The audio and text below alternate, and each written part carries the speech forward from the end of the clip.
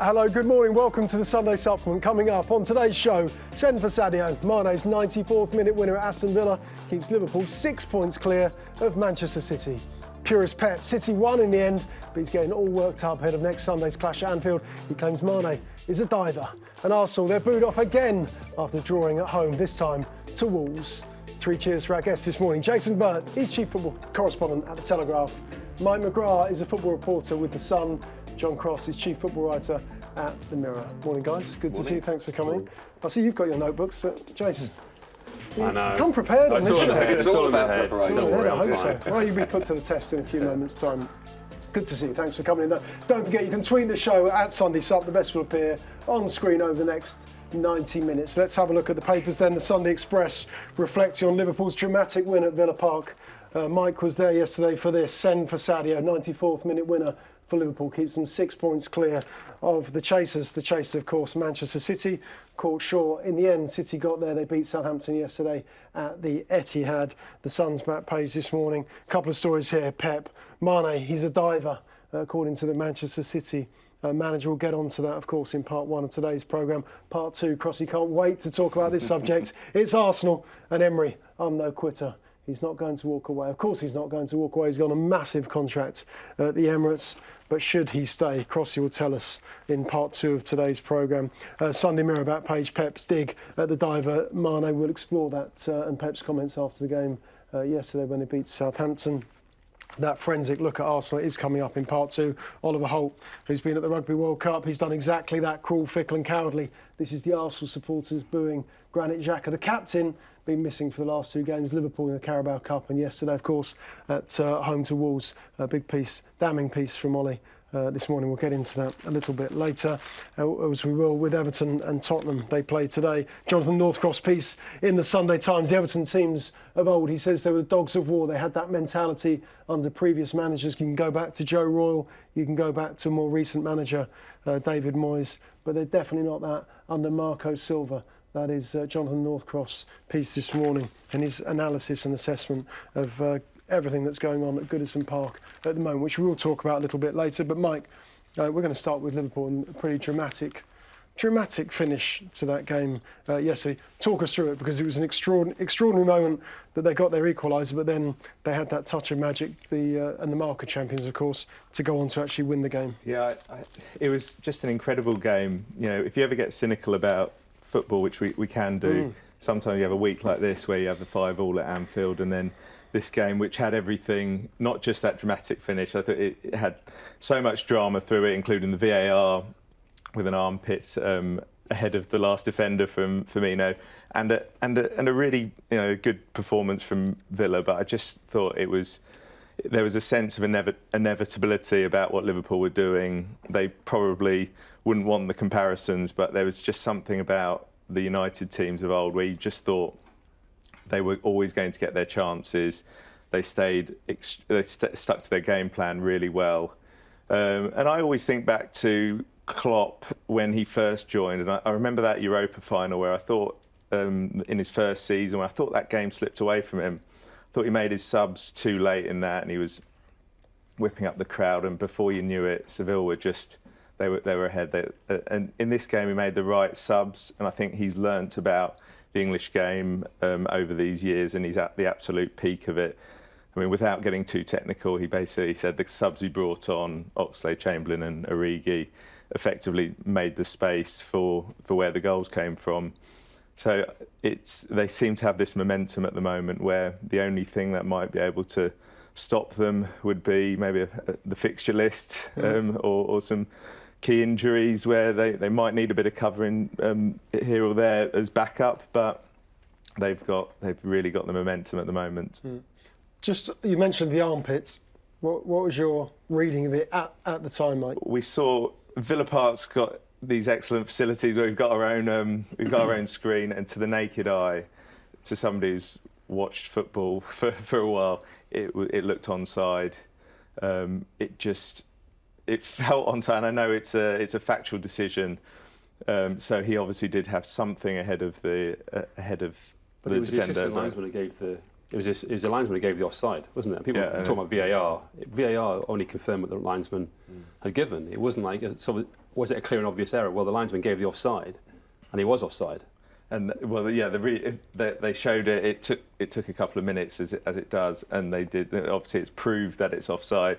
I think whether in football, whether that's worthy of disallowing a goal without VAR, is another it would thing. still have been offside because the linesman gave the offside. I think everyone's getting worked up about VAR's involvement in this incident, but actually he was given offside by the assistant referee. Mm-hmm. It wasn't the VAR row that we've been having in recent weeks, was it? Thankfully. Well, absolutely. Well, don't get me started on VAR. I just think it's spoiling the emotion of the game. I cannot understand why they don't go and check the pitch side monitors. That's the biggest thing for me.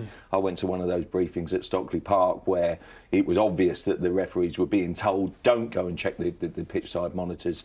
The Premier League don't want you to do that. It slows it down too much. And then a few weeks later, Mike Riley hangs them all out to dry to sort of say, of course, the referees can go and check it. Well, that's not what you've been telling them. I've often, been slightly perplexed as to why former referees, when you speak to them or hear from them, say, I didn't really get the support from Mike Riley.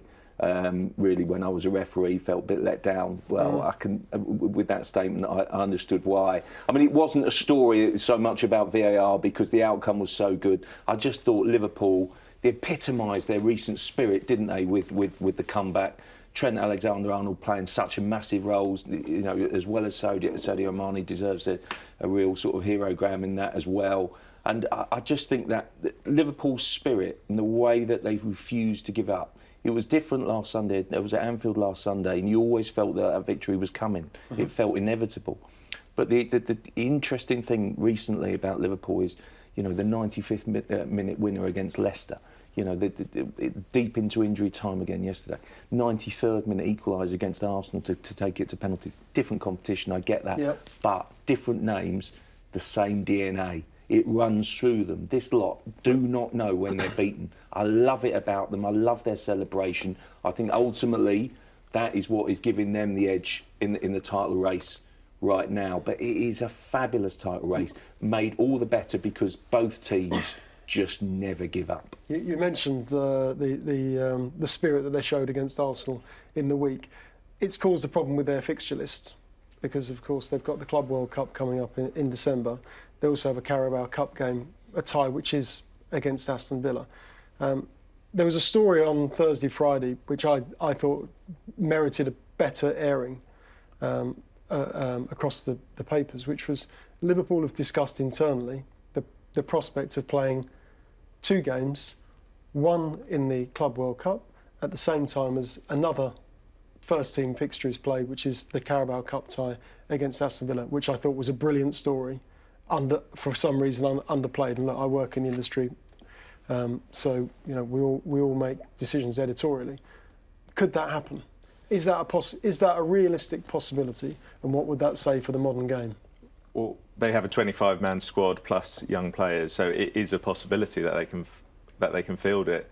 I think if that were to happen, I think Klopp is, while it's been discussed, I think the feeling is that it can't happen. But why not? Because of, I suppose, the integrity of the competitions. But I think if they did do it, if they did field the 2 teams, one in Qatar, one in England, I think what it would do is really be a wake-up call to the footballing authorities about the duty of care that they have to players and being overworked, people playing, Gold Cup matches in across the Atlantic just before the season starts, and I think Klopp's point is really valid about how we're thinking about the money and football in general is thinking about commercial. The extension of that for me, Mike, was I actually looked at it and thought, if that was to happen, and somehow Liverpool it was successful and they played the Carabao Cup tie and played the Club World Cup, is that someone somewhere would have a bright idea and say, oh, we can do this. Now Liverpool can start playing. Now the top teams in the world can start playing at the same time and have 2 teams. Let's put them in a World League while their other first team is fulfilling domestic fixtures And if there's in a their own demand country. for it, I'm sure they would do it as well. Because Well, if you claim you've got 800 million fans or whatever teams claim they've got these days, then they would say the demand is there. I think Doesn't it it was- open up to B teams? I think I think that's a really worrying. the story was to precedent. embarrass the authorities. That's why Liverpool put it out. It was fair to embarrass the play to them for doing authorities. that. That's why they put that story out there. It was to say, right, this is what we're going to have to discuss because you've left us in this situation where we can't. We're in these two competitions. We're going to put a kids team out against, in the Carabao Cup. So the EFL is going to be furious about that, aren't they? They're going to be so embarrassed. So it's just a scheduling thing. They're saying, well, this is you left us. This is the alternative you're giving us. We either move the fixture or we have to play two different teams. I think that's what they're going to. That's the reason why the story came out, because they wanted to embarrass everyone, and they did, and it worked. I think the Carabao Cup is in some ways it's become a bit of a derided competition, and I think it's a real shame that actually sort of kind of that in future we're going to have the winners go into the Europa League Part 2, whereas actually if you look at the Carabao Cup, the thrills and the spills that it gives you each season, I think it's proven to be a really, really good competition. Because no one pretends it's the European Cup, do they? We don't go along to Chelsea on Wednesday night against Manchester United for sure. or Liverpool, Arsenal. No one's pretending this is a European Cup tie, are they? This is everyone. I think everyone takes the Carabao Cup for what it is. It's an opportunity. Do you? Yeah, I do. I think it's an opportunity for people to see young player Billy Gilmour on Wednesday night. I thought, you're playing in front of 40. That guy's getting an opportunity, an unexpected opportunity to play, or not unexpected because of course he's being stitched into the first team fabric. But I did think, you're getting an opportunity to play in front of 40,000 people, and Lampard is testing the temperature. Can this guy handle it? Is he ready to handle it at this moment in time? And by and large, in that game, there were flashes of, he is. Yeah, I think sometimes it doesn't get the respect it deserves. And when you're right, we're not painting it as the European Cup. We're not painting it even as the FA Cup. But in its own right, I just think it's a really exciting competition which delivers strange, different upsets, ties, drama, talking points. I mean, that game at Anfield was one of the best games you could ever wish to see. I mean, I know they're both resting players playing odd teams and that, but it was the most thrilling game of end-to-end basketball you're ever likely to see. And I just think what a great shame on the back of it that Liverpool are plunged into this fixture chaos. That it's not of their making. I mean, the only sense of them being responsible for it is being so successful.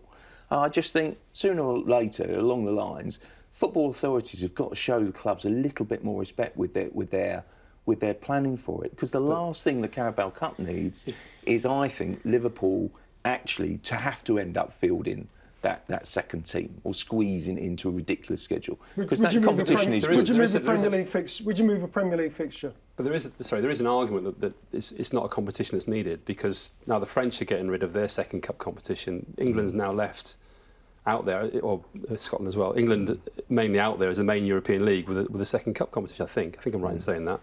So your question was, what would you move a Premier League fixture? The Premier League aren't going to do the EFL any favours in that competition. What about the FA? Because you would for the in similar circumstances. In similar circumstances, James, I think FA Cup ties have been played at the expense of a Premier League fixture, and the Premier League fixture has had to be moved in the past. I'm not sure. Yeah, they do get the. I think it has it on occasion. They do. No, they do. The Premier League. When you think about it, if you have an FA Cup sixth round, then basically you've often got a Premier League schedule that weekend. Yes. Well, if you're still in the FA Cup, you play the FA Cup that weekend, and you have a Premier League fixture. It's priority on that date. Yeah. That's why. Yeah. But what you're asking is, would this you move? This is forced. Yeah. That's not forced. That has. Yeah, they've got priority on that date. On the calendar, they have that date. That is an FA Cup FA Cup date primarily, and the Premier League fits in around it. What Neil's saying is, would you have a Premier League date moved because of an FA Cup game that had to be fitted Liverpool in? and Villa, the two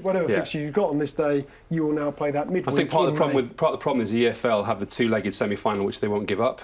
And I think the Premier League and the FA have asked them to give that up before, and they've refused to do so. I think there's been a little bit of tension in the past between the authorities because of that, because they still insist on having that two-legged semi-final, which, to my mind, is unnecessary. It's an extra midweek date you don't need to have. I agree. So that creates a problem in the calendar. I'm not sure about the validity of the FIFA World Club Championship either. I mean, it seems to be a punishment for winning the biggest trophy in Europe. Do you mind I'm going? And I mean, what will they get out of it? They won't get prestige if they win it or lose it. Managers' jobs don't ride on it. Players' reputations don't ride on it. It's a showpiece, really. I think United, obviously, when they went to a FIFA tournament instead of playing in the FA Cup, that could have set a precedent, but it hasn't. It's not. These FIFA tournaments just are useless, really. Yeah, OK. We need to move on. We need to talk a little bit about Manchester City. Big win for them yesterday.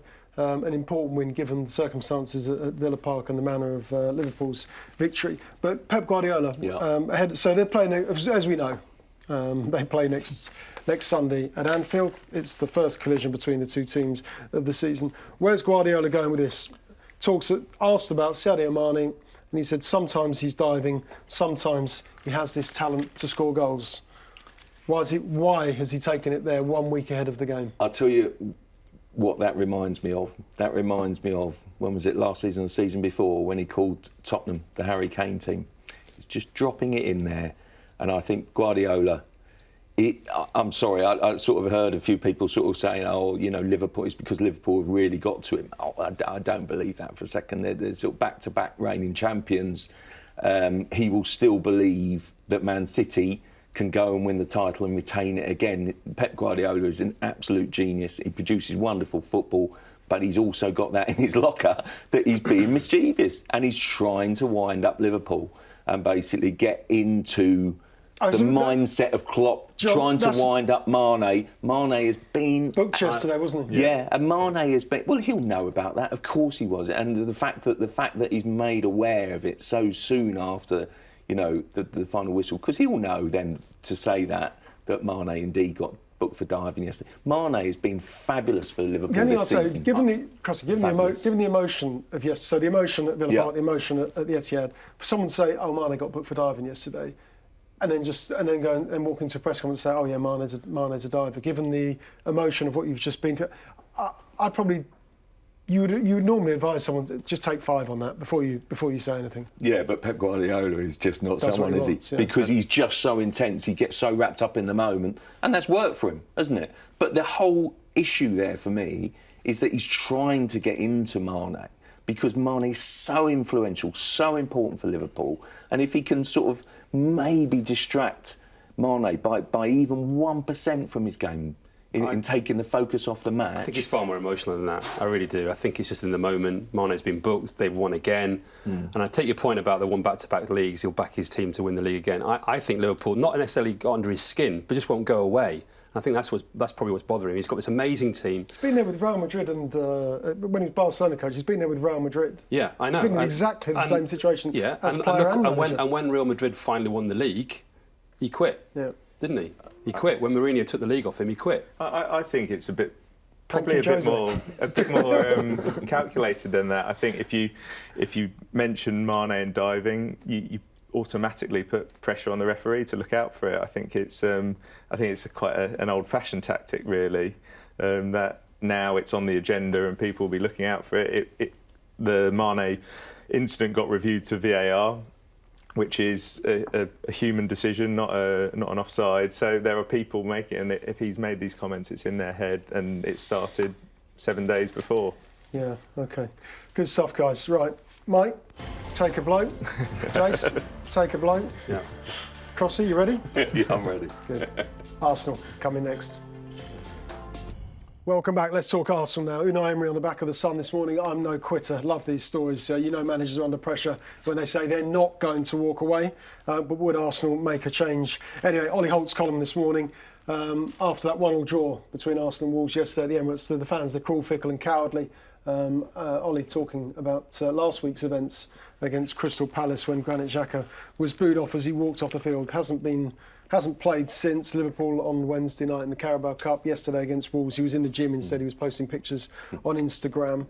He has, I would say, written about it. There was a sort of apology. Let's talk Xhaka first. Did he have anything to apologise? For? No, I think he's owed an apology from the fans. I completely agree with Ollie Holt's column this morning. I think the column is absolutely spot on, brilliant read. I just cannot believe that we've reached a point where, in any way, that a group of fans think en masse, and they were en masse, it's acceptable to abuse and to boo and to jeer their captain. I'm sorry, I keep on hearing this excuse, oh, he was trudging off and it all started from there. Do me a favour. The dynamic is already set, the die is cast. They don't like Xhaka, but to treat him like that, to make him fearful to play at home, which he looks to be honest. If you had 50,000 odd booing in your ears and also abusing you on social media, I mean, when has it become... He detailed the abuse that he had on social media in his statement, talking about people wishing death upon his family and cancer. I mean, where does that come from? We quite rightly have clamped down on racist abuse on social media, but we seem to think that that's okay. I mean, it's just beyond the scale, and no one's come out and really called that out. And I'm just sickened by that. And Arsenal fans, I just don't know where they are anymore on it, because that's not support, that's not backing your team, that's horrendous behaviour, and it makes, you know, it's really shameful stuff from them. And he's the fall guy for something much bigger, though, isn't he? Yeah, Xhaka's I mean, just the target. He's an easy target. Captain. He's not Patrick Vieira. He's not Tony. Yeah, he doesn't have the same qualities as either a footballer or as a leader on the field. He's an easy target, right? He is an easy target because, in my eyes, and I'm not an Arsenal fan, but I don't see him winning enough matches. He's not a match winner for Arsenal for me, and he's cost 35 million, which is a lot of money from... None of which is his fault. No, that's true. What I do think about the whole incident, which I think could be a watershed moment, is that I feel that to give it back to the fans was absolutely 100% correct. And the fact is that it shouldn't be a one-way street, and that you're 60,000 fans in a stadium, so you can say what you want. Sometimes not within the boundaries of the law. Even you can say what you want, it seems. And the fact that he gave it back, I had absolutely no problem with at all. I thought that was his emotion.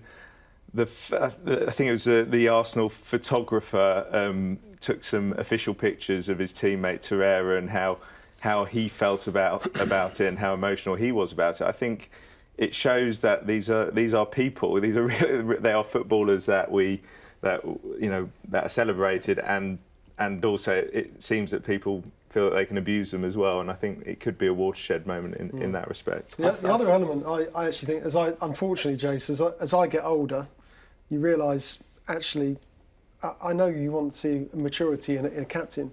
He's actually still a young man.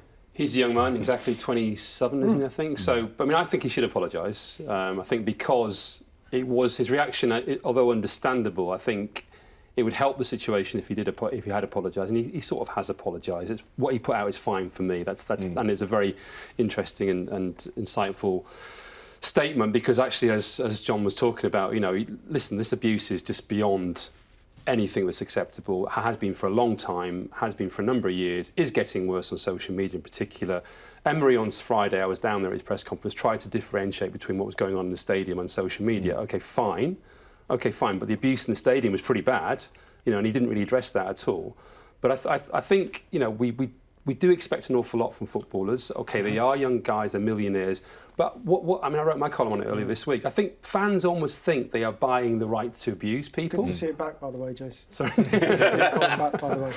But they almost feel like it's like a transaction that's taken place, that we have bought this right to abuse you. And you haven't. You have not. All you're doing is buying a ticket for a game, or you're supporting a club and paying your money. It doesn't give you any right to abuse anyone at all. That's the bottom line. You can express your anger, your annoyance, but not abuse people. And it's gone far too far in football. And I look at things like Arsenal Fan TV, which I wrote about as well.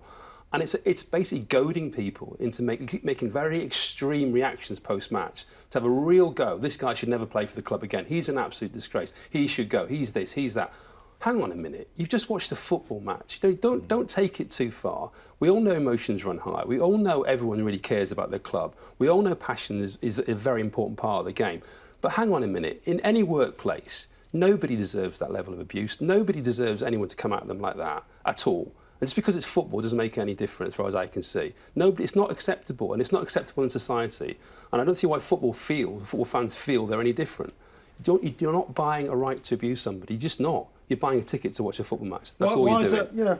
The older fan. Well, there's Over various the years, reasons. it's definitely changed. It has, and I think Arsenal is a particular example of how it's changed, because I think the older fan and the fans that I maybe know and kind of, at Arsenal are really embarrassed by things like Arsenal Fan TV and the fact that basically other fans of every other club in the country, because they really do laugh at Arsenal fans. If Arsenal fans cannot see that they are embarrassing themselves by destroying players, destroying managers like they do, it's just, I just cannot understand how it's happened. I think it's happened at Arsenal for various reasons. I think Arsene Wenger probably staying too long, and he did. Basically, I think that the fan base suddenly they just made it their annual soap opera. What we're going to say, which is more outrageous than we said last season about Arsene Wenger, the greatest manager in the club's history. They haven't flown the plane yet. They haven't flown the plane yet. I don't feel it's too far off with Unai Emery. I think that he has. Let's be honest. Let's move on to the Unai Emery, if we may. I feel we've reached that point where Emery is done. I think they. You think he's done? Yeah. I don't think they'll sack him until either maybe Christmas or basically top four is out of sight. Well, let's be honest, if Leicester win today and they beat Arsenal next Saturday, which they probably will be, Arsenal could go into the international break 9 points off top four. So will they pull the trigger then? It's an argument. But I just feel Emery was the wrong appointment. He's never connected with the fans. That's partly language barrier. We were at the press conference when he was appointed, and we were very much told by Ivan Gazidis this is exactly the right appointment. Well, Neil, what gets me that we didn't hang around there, did he? we were in the press auditorium, and Unai Emery had a long run up, and so his English was okay. He had obviously had days to think about what he was going to say. Then a few of us, we went upstairs, didn't we, to director's box. And there he did it in Spanish through a translator. His language was so much more expansive, colourful. He was engaging. You got the real Unai Emery. Unfortunately, Unai Emery, 18 months on, still hasn't mastered English to any sort of acceptable level where he can make himself understood to the fans. What are his tactics? Is he a pressing manager? Is he counter-attack? Is he possession? We just don't know. His team's not got any identity. The club backed him to the hilt. As did the Cronkies in the summer. They won the window, didn't they? They won the window. And this, make no mistake about it, this squad is easily good enough. People deride it in a way that I can't understand. This squad should be in the top four, and it will be a failure on Unai Emery's part if they don't make the top four, because they've easily got enough good players there. And I think you look at other clubs, the Arsenal got a better squad than Leicester, but Brendan Rodgers is a better manager.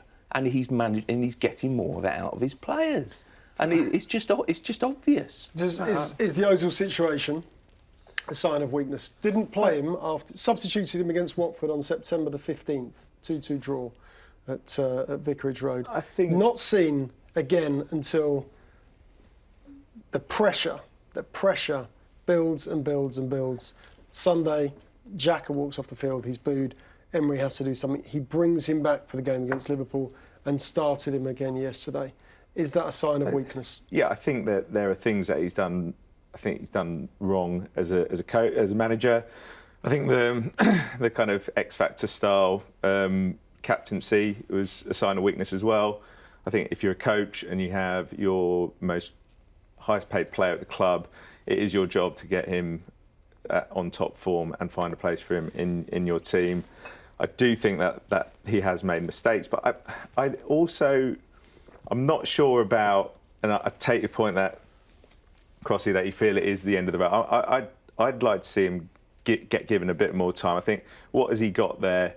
He's got the Premier League top scorer from last season, joint. He's got he's just had a window where Arsenal fans were rejoicing. They were saying that we're very happy with Luis and Pepe, and I think behind the scenes the new Spanish the Spanish hierarchy, from what I'm told, is respected in football. That they're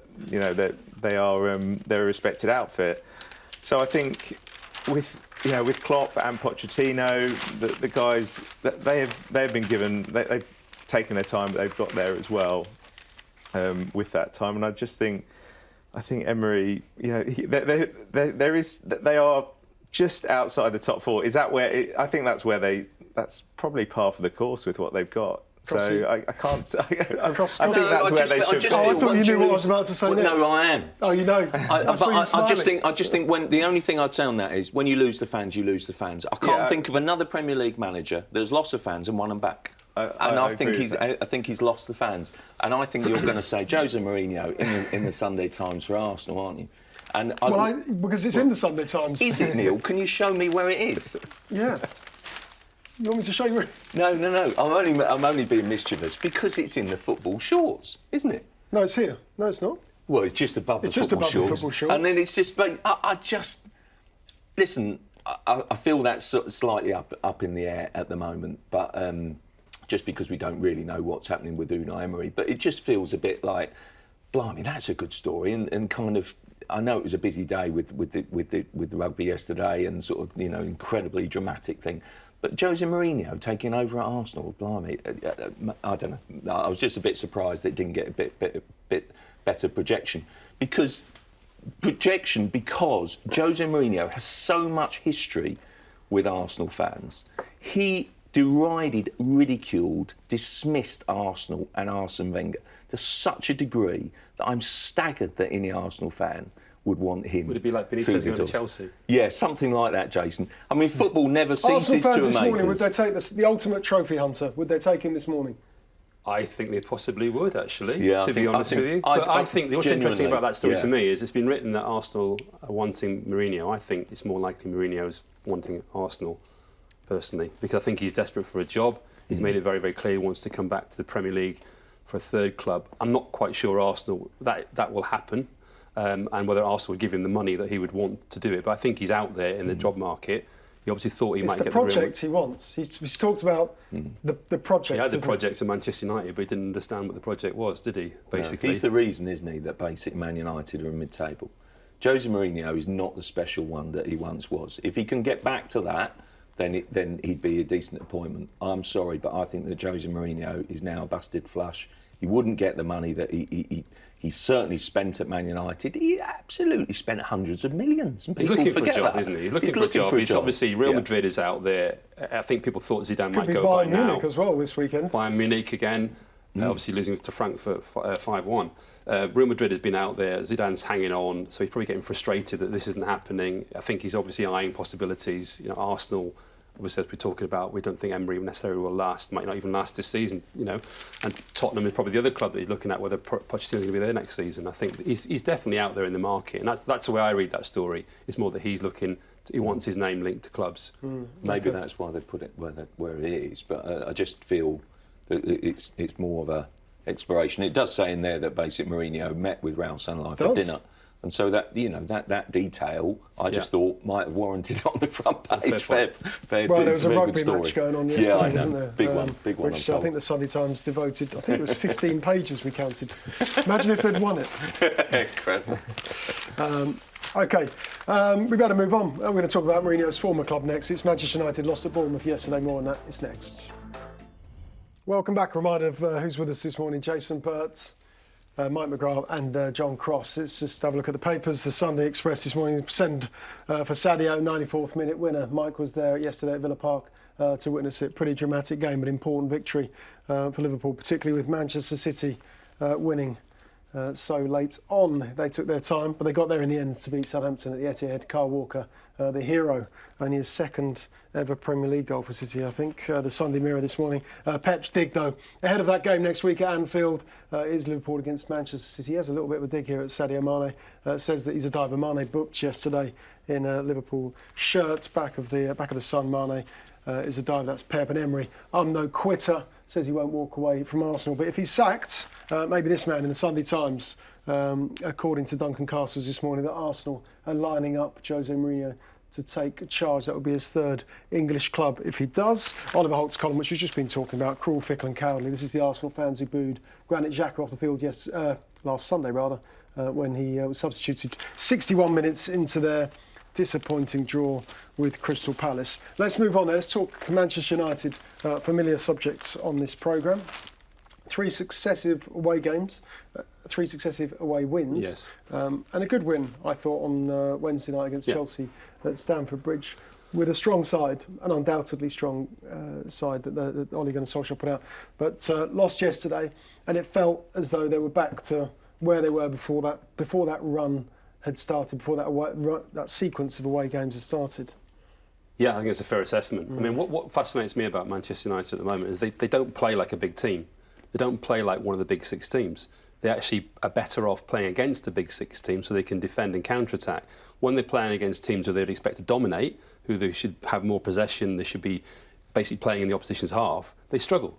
They really, really struggle. They haven't got the ability to break a team down in that way. So they're set up almost like a team who's trying to break into the top 6, a team that thinks it can sort of maybe blood a few noses of the likes of Chelsea and get a draw out of Liverpool and so on, rather than the team that's going to go to Bournemouth, dominate and win comfortably. And I think that's fascinating that they're almost accepting that at the moment.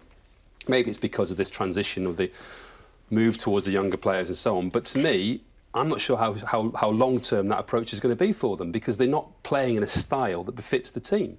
They should be much more dominant in possession. They should be creating more chances. They should be basically imposing themselves upon the opposition, and they're not doing that in any of the games they're playing. You're seeing them, the best results have been counter-attacking football, where they've often had less of the ball and have relied on Rashford, Martial, James to go away and break away and score a goal. So in terms of the kind of approach that Solskjaer's got at the moment, I don't see that sustainable. I really don't. I mean, that's a kind of short-term fix to a solution that if he really believes in the way, in going with youth and going with younger players, he's got to change the style of play. He's got to become more dominant, and of course he's got massive problems in the midfield, but also at the back. I mean, people talk about the defenders. All the money's been spent on Maguire and Wan-Bissaka. Well, you didn't see a return on that yesterday, did you? I mean, they were poor. It was defensively very, very poor yesterday. There's no doubt about it. And they've not been that great all season defensively. I mean, I think it really is a long way back for them, a massively long way back. They're so far behind the top 2 or 3 teams in this country at the moment. Yeah. And we throw Leicester in the mix. I did a piece at the end of last season. How many Man United players we get in the Leicester team? We obviously this classic kind of, we do this composite 11s or whatever. And you look at it and you're thinking, 7 or 8 of those players would be Leicester players on form. And probably still the same this season. Nothing's changed. Who gets, go on then, who based on based on what you've seen so far this season, Jason, based on that, who gets in? Who's in form with Man United? That's basically what you're saying. Who would you take, yeah? Oh, that Manchester United team. I think. Who gets in the Leicester team? Who gets in the Leicester team, yeah. I don't know. I mean, obviously Pogba's injured at the moment. No, but think for a moment, what a remarkable thing to ask. Which Manchester United player gets in the Leicester City team? On form. The keeper. That's it. The keeper? Yeah. Oh, Schmeichel. Maguire still? Yeah. Maguire still? Well, you could argue it's a better defence without Maguire. Yeah, the only thing was yesterday, I mean, Josh King could have sat down, made himself a cup of tea and still put the ball in the net. I mean, he was given so much space and time. I mean, it was dreadful defending at the moment. But Marcus Rashford has been a breath of fresh air. Marcus Rashford and Martial, their link-up has been the axis of their recent revival. It obviously didn't work yesterday. I think when Lingard is on form, Lingard can still offer a bright beacon of hope for the youth, and I think James is a good signing. But let's get back to Man United, where it's going all wrong. Ole Gunnar Solskjaer has been left to pick up the pieces. And I know he's derided and saying, "Oh, is he big enough? Is he good enough for this job?" Well, it's a long-term job. We all talked about last summer. He picked up I'm only going to say, he picked up a team that finished second in the Premier League the season before. Neil, that team. That's the team he inherited. Yeah, that is the team he inherited with new players. They made the change in December, didn't they? Yeah. With Man United miles off the top 4. Jose Mourinho was in free fall. He'd lost patience. He'd lost his edge. I'm afraid to say he's Ole Gunnar Solskjaer is left to pick up the pieces of everything that is wrong with Jose Mourinho. In that Jose Mourinho will work brilliantly for a couple of seasons when his chest is pumped out and basically he's feeling dominant and he's feeling great and he's winning trophies. Then in the third season, it's classic Mourinho. He loses that sparkle. He goes into his shell. He becomes negative and he leaves look at every club he's been to. He leaves every club that he's been to in a terrible mess. Man United are in a right mess now. How many did they win when Solskjaer took over? How many did they win in a row?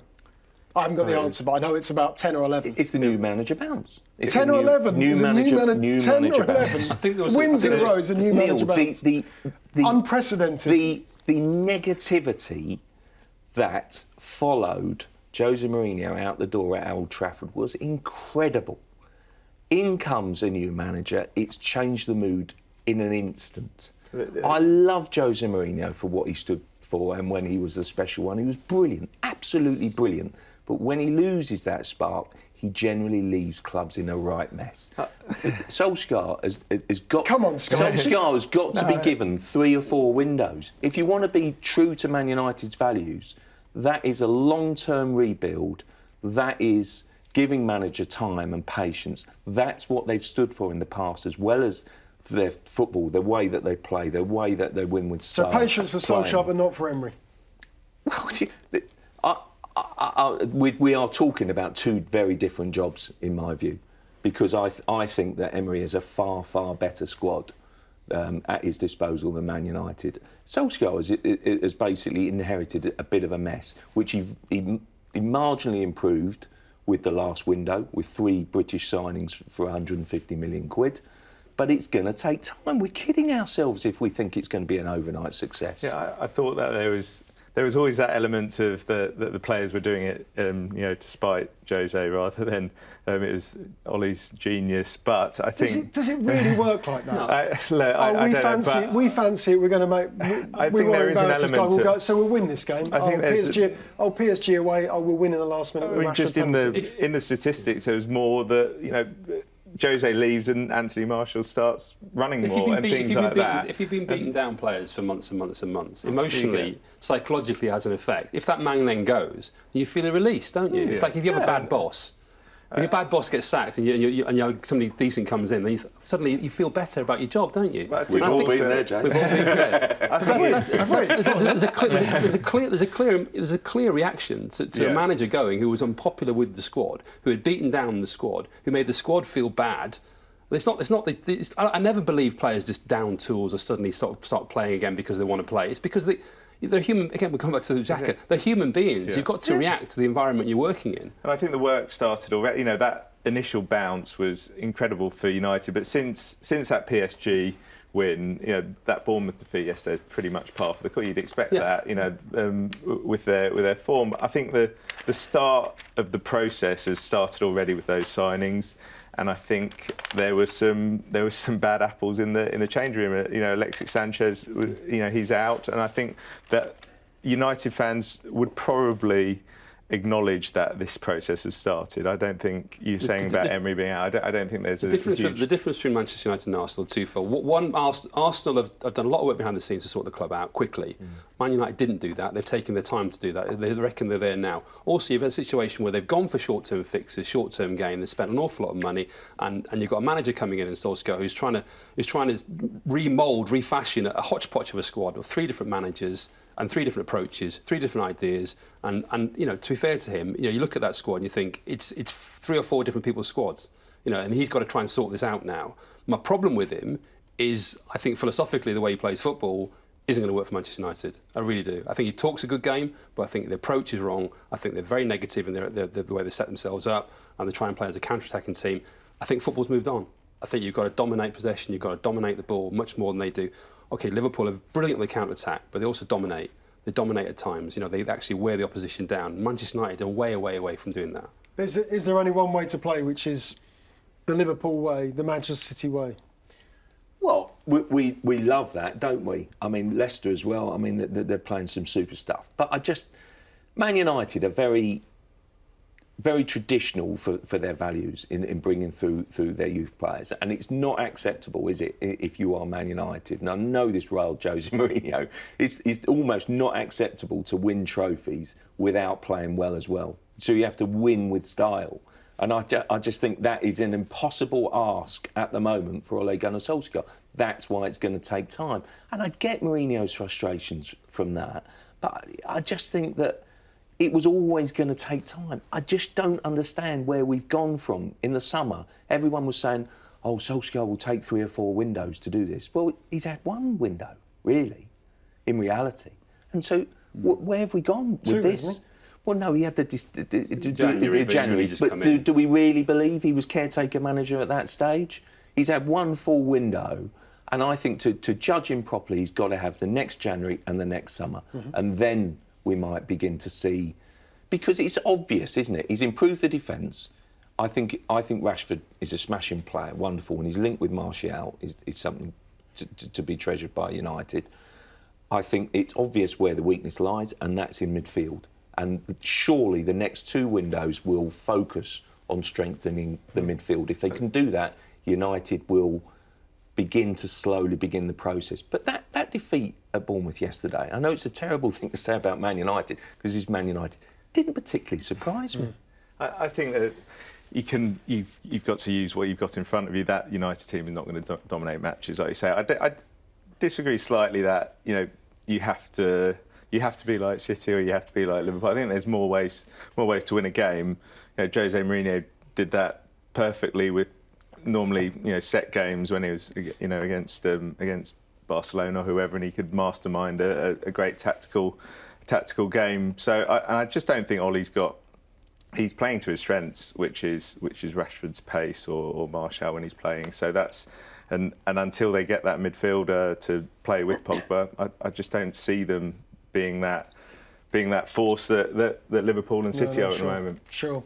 OK, they've got a game in the Europa League on Thursday night. It's Partizan Belgrade, isn't it? And then Sunday at home to Brighton. They'll hope to get back to winning ways in those 2 games. OK, next up we're going to talk international football. UEFA's punishment for Bulgaria, and that's £64,000 fine. Not sure about that. OK, let's talk international football. Jason, Bulgaria. Bulgarian FA fine this week, £64,000 for racially abusing for their supporters. We should make clear, racially abusing England's players during the Euro 2020 qualifier last month. 1+1 Yes. suspension of their stadium closure. What are your thoughts on the punishment and the size of the punishment and the sanctions imposed by UEFA? Well, the problem is the sanctions, isn't it? I mean, it's the tariff that UEFA use is wrong. It needs to be completely overhauled, revamped, looked at again. They have to be much, much tougher to start with. They always argue that people always say, 64,000 is less than Nicholas Bentner was, fined for wearing sponsored underpants or whatever. The authorities, the FIFA and UEFA's argument is we don't want to punish football associations who haven't got a lot of money. And that's partly why they don't put big fines in place, which is not a very good argument, but that is their argument. They obviously have these sort of tariff of if you do this offence, you get a partial stadium closure, then a full stadium closure. Listen, they should be moving much more quicker to you're out of the competition. You're out of the competition. You've given up the right to be in this competition. We don't want you in this competition. If you can't protect opposition players in every way, opposition fans, then you can't be in the competition. It should be as severe as that. I think you have to move to that quite quickly. The problem is obviously proving it's a certain nation's support as well. Listen, we were all in Bulgaria. We knew what happened there. It was quite clear that the punishment should be severe. They should be taken out of the competition. Not necessarily this competition, Euro 2020, but obviously they put an awful lot into the Nations League playoff. Well, I think you've probably given them the right for that playoff now. I think that's what you should be doing. You should be out of that playoff. We don't want your Euro 2020 because of your behaviour of your supporters. I think it's as extreme as that. In terms of the punishment, I had a little think about it in the week and did write briefly on it, but I questioned why UEFA didn't have a task force or a committee or a sounding board of players, of influential footballers. One player immediately springs to mind because he's spoken so well on the subject, Raheem Sterling. Kylian Mbappe was another. Why don't UEFA have players of that type, not necessarily those players, but that type, people who believe strongly in anti-discrimination, and have spoken so well about it, why aren't they being asked by UEFA, what should the punishment be? Yeah. How do you feel being on a football pitch, being racially abused? What would you like to see happen? Because you can now, UEFA could give them an opportunity to influence the decision-making process, whether that is throw you out of the competition, fine them, play the next game behind closed doors, whatever that happens to be. Why haven't UEFA done that? I mean, because they are out of touch with this problem and they're not punishing the problem properly or addressing it properly. I think that would be to speak to the stakeholders, which are the players, would be. It just seems to be common sense, but it doesn't seem that there is any common sense when it comes to dealing with this. I think the like you said, the fine is pathetic. You know, the expense of £64,000 would be, you know, it'd be like the travel costs for Bulgaria for a game. It's not a lot of money. I think that they should look at points deductions as well, because I don't think stadium closure, I think that punishes more people than the people offended. And I think if you had a points deduction, also you could look at the abuse afterwards with facial recognition or cameras properly, and make the punishment fit the crime. Because there's obviously the argument that fans, you know, could try and stop a game by racially abusing people, and then the referee has to stop it. So it's just the tariffs for punishment are just completely out of sync with what the problem is, and also what you said about the players. I mean, it's just asking them how they feel is, you know, it's an emotional thing. I think that's a really good idea, because what I'm uncomfortable with is everyone's saying the player should walk off. I don't feel I've got the right to tell a player how he should feel about being racially abused. I'd rather know, what does Raheem Sterling want? Really, what does he want to do? What does he actually want to happen? You know, sort of sit down and say, what do you want to do? If you get these players to decide, this is what we feel the course of action should be. I'm uncomfortable with the media telling players they should walk off. What right have I got to tell Tyrone Mings to walk off on his international debut when he's been racially abused? It's up to him to decide what he wants to do. Obviously, that needs to be agreed in advance, and obviously England followed the protocols in Bulgaria. But I just think sometimes there's this kind of clamour, you've got to walk off, you've got to walk off, you've got to walk off. Well, maybe they don't want to walk off. Maybe they want to do something different. And what was great in Sofia was they went and won 6-0. So it absolutely humiliated the opposition. You know, and they were empowered. I felt they felt empowered in that situation. They controlled it on the pitch, both in terms of the football and the reaction. I agree. And I think the problem was the problem with it all is then the reaction of the authorities. That's the problem. It's not what the players did. I totally agree. And I think that basically this thing about the walking off, I just think that it's unfair to say you must walk off without actually delving into their mindset during the game. And during the game, the players spoke to Gareth Southgate and said, we want to stay on, we want to finish the job. That's what they said. I know it sounds almost a cliche, but we want to go out there and basically win the game. That's the best way to answer them. Players spoke so well. I think some of them, Tyrone Mings springs to mind in particular, spoke after the game, post-match, and he said, "No, I didn't want to walk off. I wanted to finish the game." And those views are the views that must be respected. And listen, England and indeed the FA respected UEFA protocols, and I admire them for doing that. But what I think they would have expected would be then to be really backed up by UEFA with a stronger punishment. I must say I was a little bit disappointed that really Greg Clark, who obviously didn't want to prejudge that they're hearing the outcome, wouldn't be a little bit firmer on the night on saying the basic what UEFA could do. Because downstairs he's got, you know, a squad of players who are completely disaffected, disgusted with their treatment on the night. And I just think come out a bit stronger, and it ups the ante with UEFA. For me, UEFA's argument on the stadium closure is that also penalises the teams and nations and FAs in a financial sense, because obviously they lose the gate receipts, and that is actually probably works out at a far greater financial penalty than the actual fine that they've been imposed upon. But where I feel it lets it down is 1+1. What on earth is that about? Bulgaria have got a playoff to come. So the fans are let back in for that one. It doesn't even penalise them for potentially their biggest game, their deciding game, to get to Euro 2020. It is time, I'm afraid, for UEFA to change it completely, rewrite the law book, rewrite their guidelines, and say, listen, you do this once, you do this twice, you're out the competition. You're out you're out this competition. You're also out of the next qualifying campaign. It's as simple as that. That would make a bigger stand, far bigger stand than players walking off. UEFA are failing our players, and they've done so. Listen, I think you were there, weren't you, Jason, in Dublin for the Nations League draw, for example. You know, a few of us sat down with UEFA bigwigs, and basically Ceferin always talks a good game about being, strong on punishment, and various UEFA officials and dignitaries did do that. But it just, fines like this and punishments like this just lets everyone down. I left Bulgaria thinking the FA have done the right thing. And I still believe that they did the right thing, but they've been let down by UEFA. So have the players in that dressing room. It's disgusting. Yeah.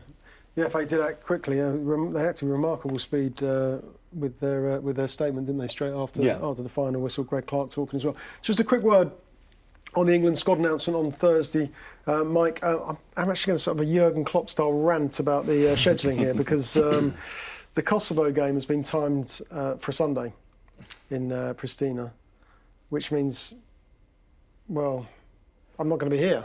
Who's in the magic chair? So I don't know. We play two first. Well, we're going to play two first teams. That's what we're going to do. I'm going to be in Kosovo, and I think Jeff Shreves will be in. I don't think that's not confirmed, not confirmed. But we'll hope to have that by the time the squad's announced on Thursday, Mike. Do we expect to see any changes at all in South Korea? Because he'll probably be loyal to the players who had such a difficult night. In Kosovo, I would imagine.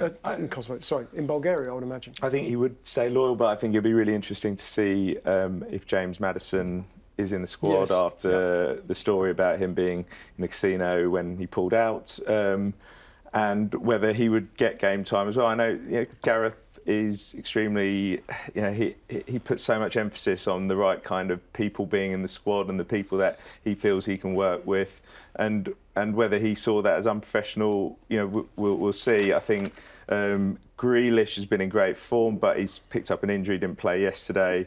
So that's interesting to me. If he was fit, would he get in? And also, I just think with Trent Alexander-Arnold not getting a minute last time, or not starting them, I think that's interesting. He's got a right back conundrum with Kyle Walker scoring goals as well and getting assists. So I think there are a few questions there that he'll answer. Yeah, sure. Okay, we can look forward to that on Thursday. Gareth Southgate names his England squad for those games in the Euro 2022 qualifiers. It's Montenegro and Kosovo, of course.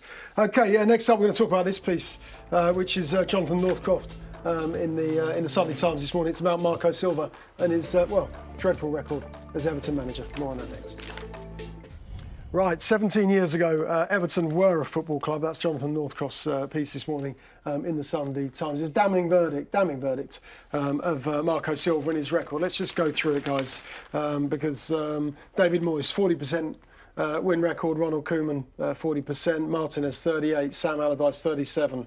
David Unsworth, 40%. Crossy didn't have too many games in charge, of course, 1 month. Marco Silva, 37% win record. It's not good. Silva on the brink, according to Jonathan this morning. And if you read the piece in full, you're left in no doubt that this guy will be on his way soon. Well, it does feel like the clock is ticking, and I do fear a bit for Silva, simply because I just expected at some point. Is he any good?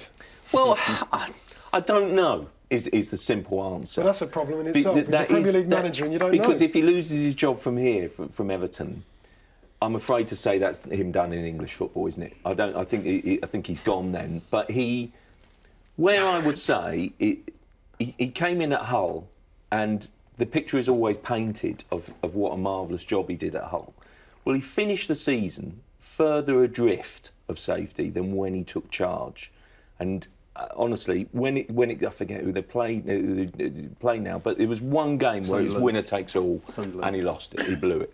The away form was absolutely horrific, and I just felt that actually Everton would be a good fit, because I think that Silva at times has shown that he has got something. I think Everton, I'll always regard Everton as one of the big clubs, a sleeping giant. Goodison is a wonderful place to go. Love going to Goodison, and the fans do get behind the team and get behind when they can see progress being made. But there's clear frustrations there. I still think that lack of a decent striker, decent forward, I think is the overriding issue. Who's going to score the goals? Calvert-Lewin, I think has got lots of potential, but is he prolific enough? I do think there's a striker there, but then again, that almost comes down to, is Silva working as well as he can with the players? Is he getting the best out of the players? He's gone almost back to basics recently. He's recalled Theo Walcott in recent games, and I think Walcott's played well for him. I think he spent a lot of money on Iwobi in the summer. He really needs that one to be a spectacular success, because for Everton, 35 million plus is still a big deal in my view. Sigurdsson, I think, is a wonderful player.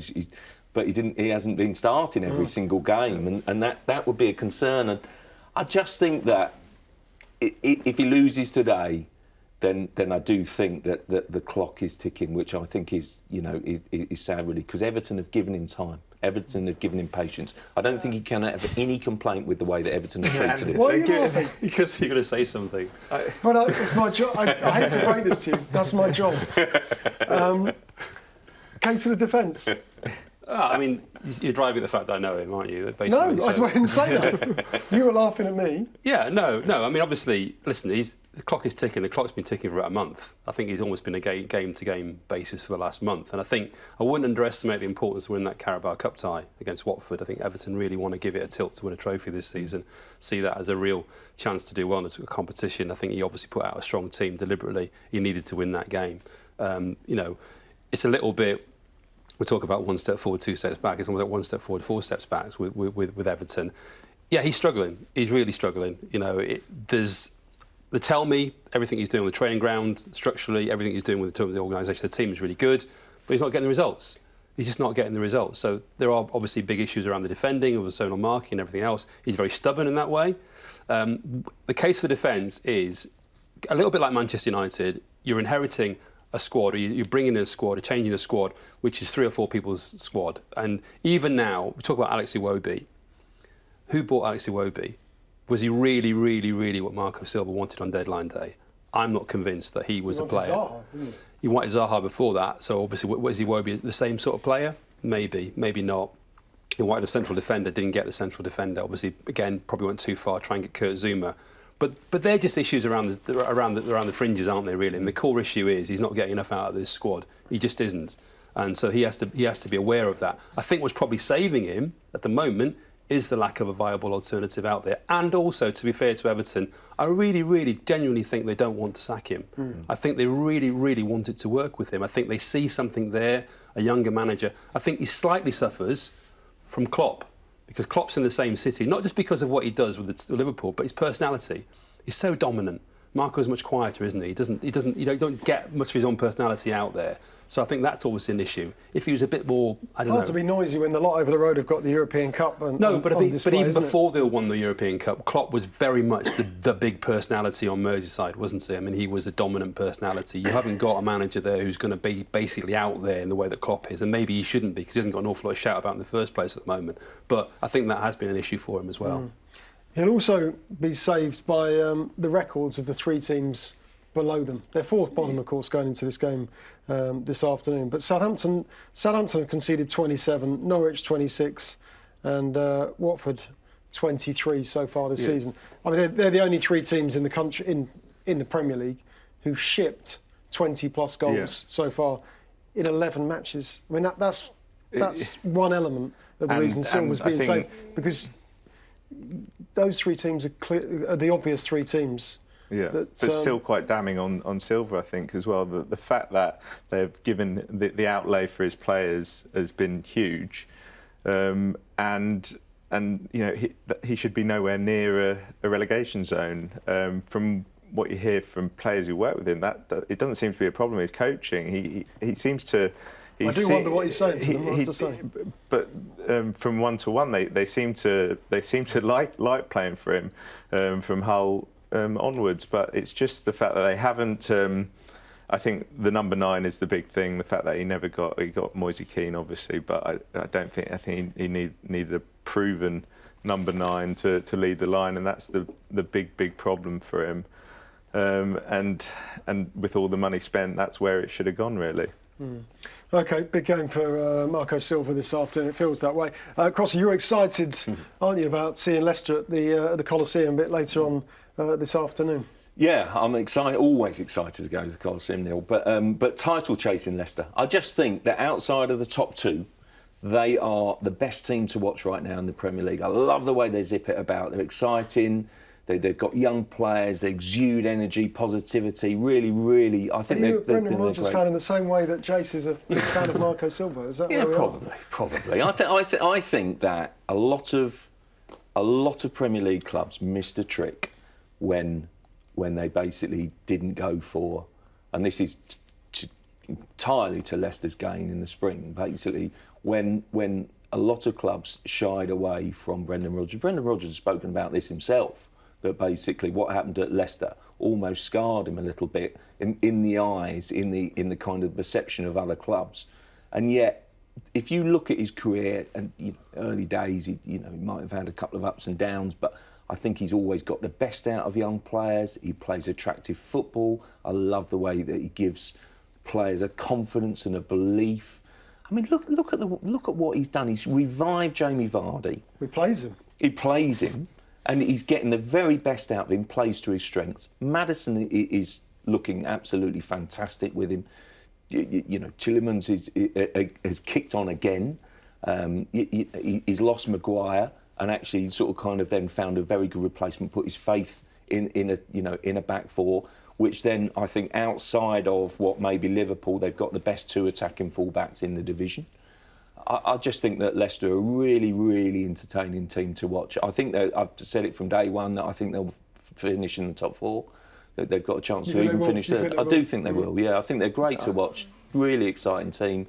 Absolutely. Critically, terrific. they're going to need to be able to sustain this because Yeah, when everyone else returned for home after January the 1st, the squad, clearly the size of your squad has a huge impact on the final finishing positions. Yeah. Do Leicester have enough on the bench possibly to see this through? Possibly not. Possibly they're a bit reliant on Vardy for goals, but as an 11, that his first choice 11, they're fantastic to watch and they know how to win games. I think Brendan would have made an assessment of that squad when he was at Celtic and said, "This is a job that I need to take because of this squad." And I think he gets the best out of these. He plays to his strengths, but he gets the best out of the young players. I think Kaglar is a really exciting. He reminds the way he carries the ball. He's got a little bit of Rio Ferdinand about him. He's a really exciting player, which might not be on the highlights reel all the time, but to watch him live is fantastic. And I think that they are sticking around in the top 4 and just below that top 2. Not having European football this season, massive, I think, is a huge that thing. always is Huge a big benefit for teams, isn't it? OK, Palace Leicester this afternoon, of course, at Selhurst Park. So we're out of time this morning. Thanks very much to the guys for coming in, to Jason, to Mike and to Crossy. I'll see you again very, very soon.